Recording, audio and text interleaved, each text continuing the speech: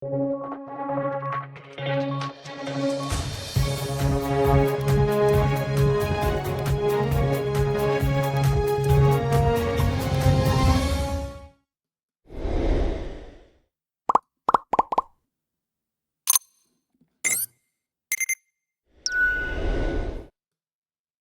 everybody. How you doing out there this morning? This is your man, Mr. Talk 718 with Talk Life News. Today, we're going to be discussing the George Floyd trial. It just kicked off yesterday, and it's really interesting. You have MMA fighters, cashiers, and you have dispatchers. Yes, I said it. Dispatchers, police dispatchers who was witnesses of the George Floyd murder. Okay.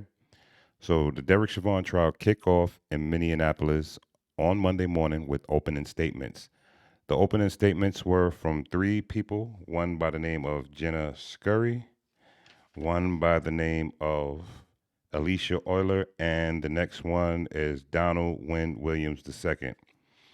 Believe it or not, we had an MMA fighter, so he can actually break down what really went on while he was there witnessing the scene of the crime.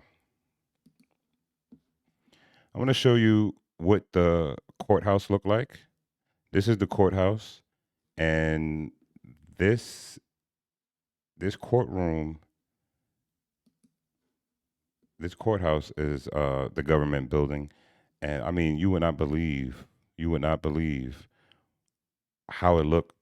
They had National Guard and police outside in full gear, right? So this is supposed to be a day of information, a day of learning what really went on, and they had the nerve and the audacity to have military there. Like, okay, so the protesting has stopped, right? So you will have people there in support of the family, but these people are peaceful protesters. Yet you have the military there. I don't even want to get into why I feel how I feel. Just think back to the D.C. That's all I'm saying.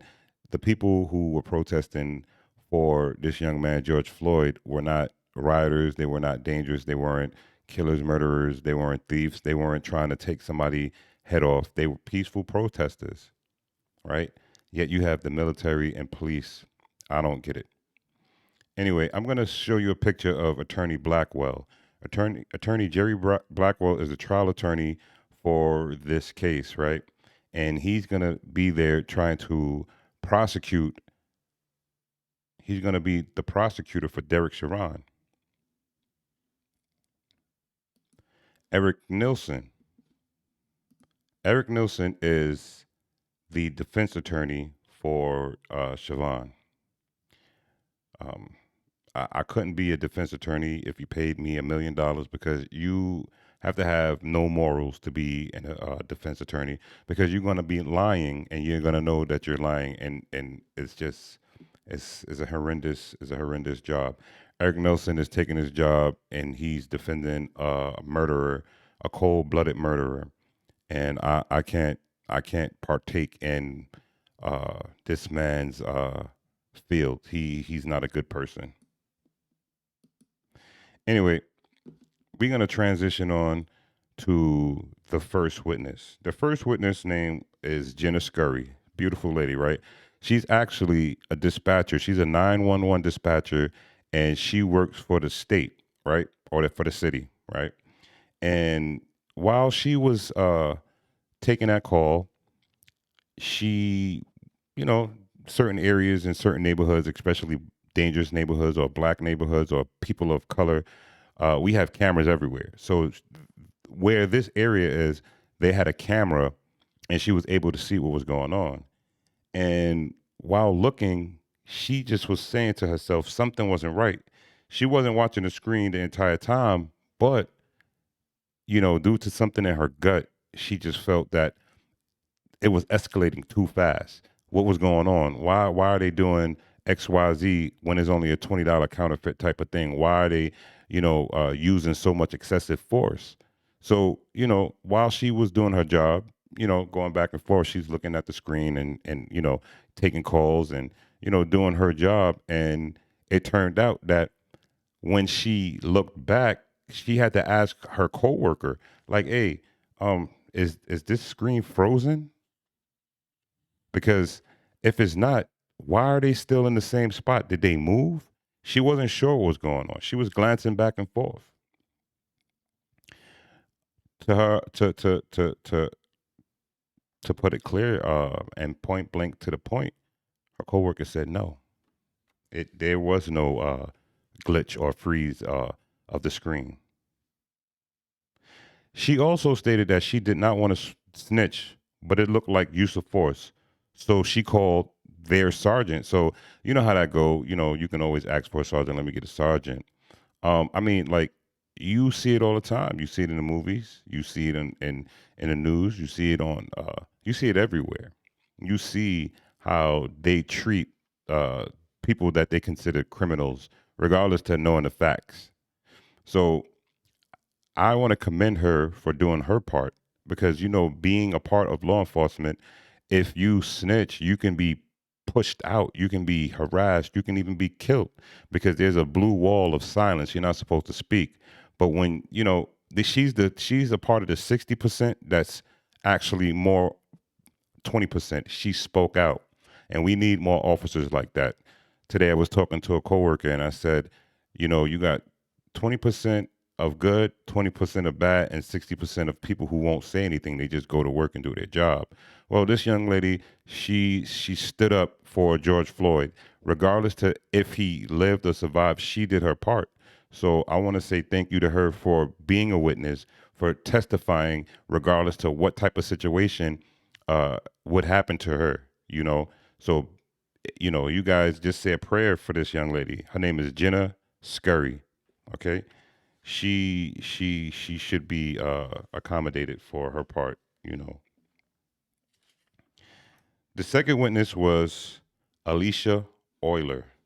Right, Alicia Euler is this young lady here. She actually was a witness. She saw what was going on. She actually videotaped. And what she said was, police is always messing with people and it's not right. So she pulled out her phone and she actually started to record, right? So that's her here with the red circle around her. And there's a gentleman over there. He has his phone out, so they're both recording. But she was doing her due diligence. She actually works at the gas station directly across the street from the I don't remember the name of the store, but the store that everything happened in front of, the store that actually called the police and said somebody was trying to pass a counterfeit 20.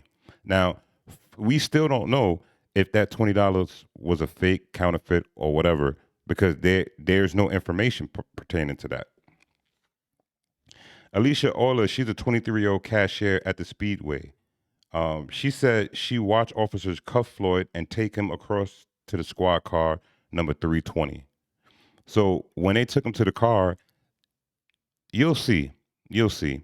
But they took him to the car, and that's when all the drama happened, right? Then you have the young man by the name of Donald Williams.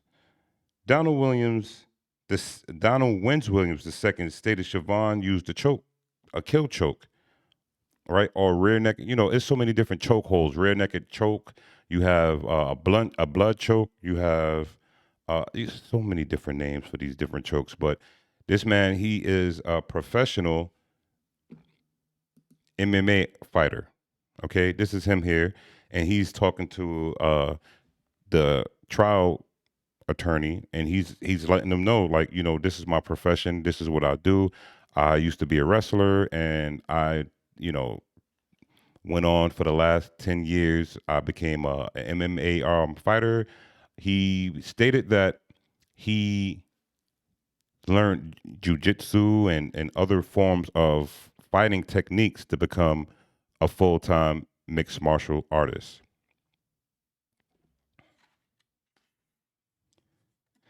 He said and I quote Donald Williams. This is Donald Williams here. He stated, Chauvin used a technique designed to cut off circulation. He said he also watched Floyd fade away.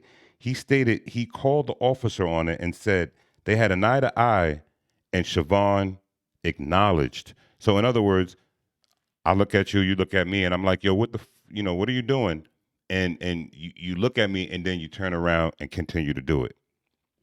He acknowledged what he was doing. The video of Chauvin with his knee on George Floyd will basically break everything down. He also stated that Officer Tao Dale was like a dictator. He controlled everything. He let it go on while it was going on. So I don't know if you guys remember when you watched, if you ever watched the video, there was an island Pacific or Asian gentleman officer that was there. He was standing there, and when the people was talking, it was like, "Yo, stop, get him off, blah blah blah, stop, do this, that."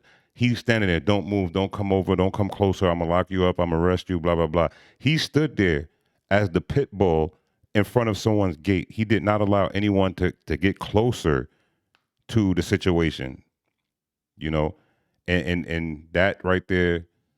He played a major role. He could have stopped what was going on, but he didn't do that. So right now, what I'm going to do is I'm going to play a 3-minute video of what actually went down, and just want everybody to just take a moment and just take a moment and watch this. You know what I mean?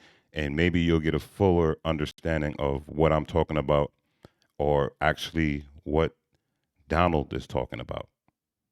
But before you do that, I'm going to do this.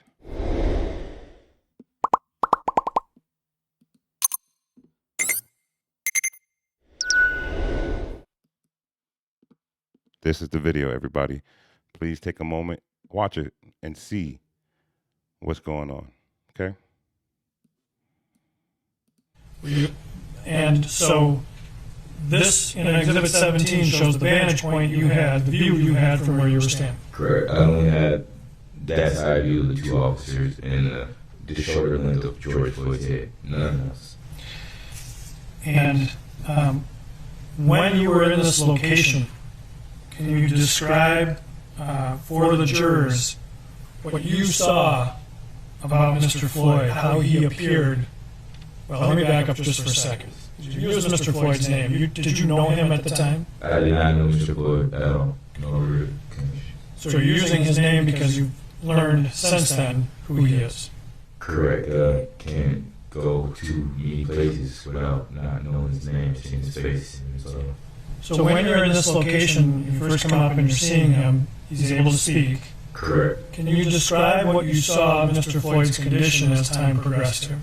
As time progressed, when I first arrived on the scene, Mr. Floyd was vocalizing his sorriness and his pain and his distress that he was going through. The more that the knee was blocked on his neck and shimmies were going on, the more you seen Floyd fade away and slowly fade away, and like the fish in a bag, you seen his eyes slowly, pale out and again slowly roll to the back of his eyes.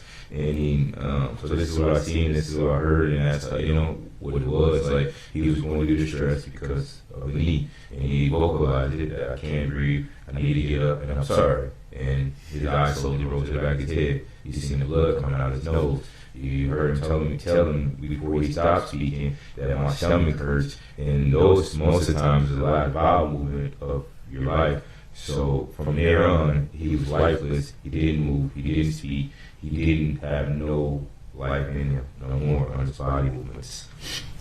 During that time period, did you notice anything about his breathing that was significant to you? Yes, just like in MMA, you could tell when someone gets tired, you could tell when someone's getting choked out or things like that. His breathing was getting tremendously heavy and tremendously harder for him to breathe, and you actually could hear him. You could see him struggling to actually gasp for air while he was trying to breathe, and he barely could move while he was trying to get there.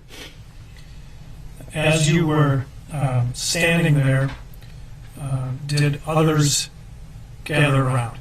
Correct. At the moment, I was the most vocalist person out there pleading for Floyd's life because I felt like it was definitely in the wrong. And there was at one point in time a medic came on scene and she spoke on checking pulse, which made me even go even more harder because I heard it and then I registered it and like, oh, you do need to check his pulse. Oh, he is not moving. Like, oh, you just killed this man, you know?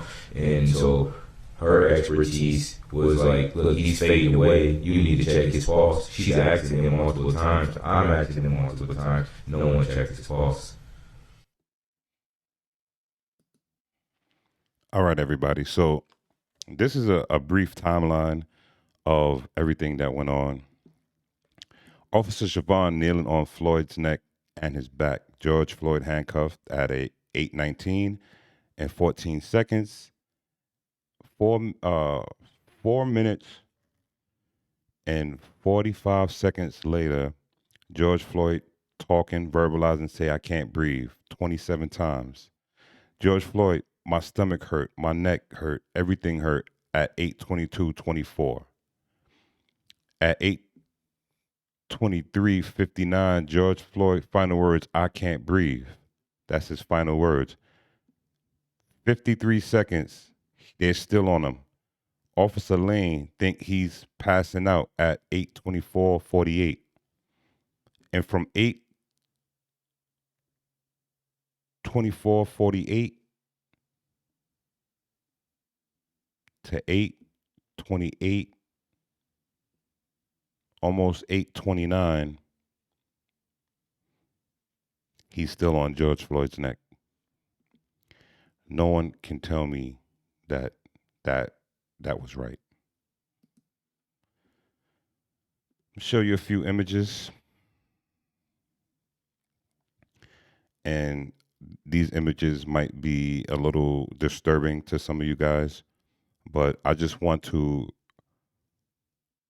reemphasize on how serious this situation was. Minnesota Police Department. So Chauvin, when I say I'm showing this, is because he betrayed the badge when he crushed the life out of Floyd. So that badge right there, even though you have officers that wear that badge that are good people, that want to do the right thing, that are doing the right thing, you have more doing the wrong thing by not speaking up, not stopping someone when they're doing the wrong thing. This is Chauvin. That's a disturbing picture. He's with his defense attorney. I mean, it's disturbing because, you know, when you look at someone like him and you know the things that he did, he's done, and he's able to walk into a courtroom with a nice suit on, with a face mask, but he's able to breathe. He didn't give George Floyd the opportunity. He just killed them, and he took away future generations. He took away a grandfather from a grandchild, a father from a son. He took a generation, a loved person by everybody who knew him. Because right now, I still haven't heard anything negative about George Floyd. And when I say I haven't heard anything negative about him, I don't count what uh, mass media or the major media companies talk about. They don't really represent the people because they're paid by special interests, right? So I can't take them serious. But this is a picture of Derek Chauvin with his lawyer. That make my stomach hurt. This is a picture of the courthouse. Remember earlier I said I'll get back to that? This is a picture of the courthouse. And I don't understand why they need military out there. Jeez. Okay. So I see that you guys did not see what I see. So this is a picture of the courthouse. These are the police out there. Again, this is the picture of Derek Chauvin.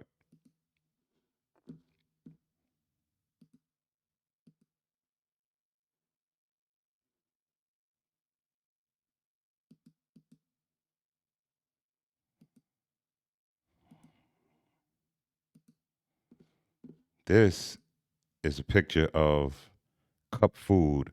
This is car. I'm gonna tell you right now, and I know it. And I know it. That is car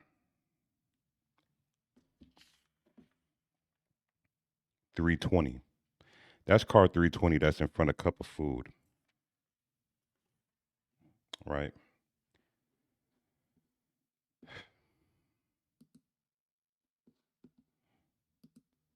And that's a picture of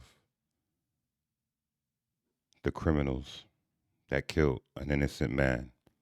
Still don't know if that $20 bill was fake. Yet he was killed for something